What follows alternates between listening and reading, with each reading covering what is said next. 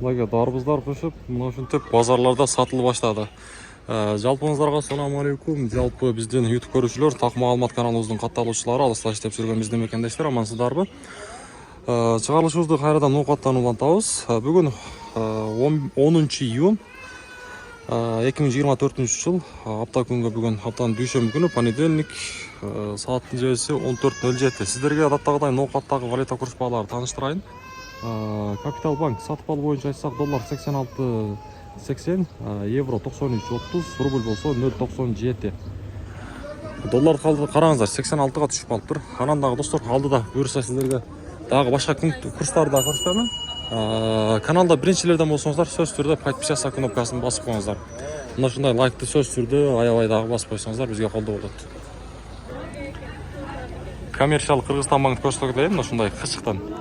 Сатып алуу боюнча айтсак, бул банкта доллар 87.00, евро 93.50, рубль болсо 0.97 тыйын бул жакта дагы. Доскода банктагы рубльдү 0.97 коюптур, доллар болсо 87.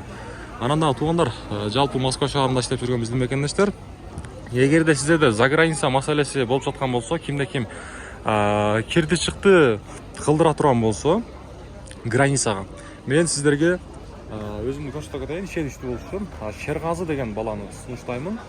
Буюрса сиздерде өтө сонун бир жакшы Альфард деген машинада өздөрүнүн группасы дагы бар. Эгерде заграница маселеси боло турган болсо, ошо Шергазыга айтсаңыздар, сиздерге буюрса жакшы кызматын өтөп, эсен аман границага алып чыгып, сиздерге жакшы кызматтарын көрсөтөт. Андыктан Шергазы деген балага мына ушул астагы номерлерге байланышыңыздар.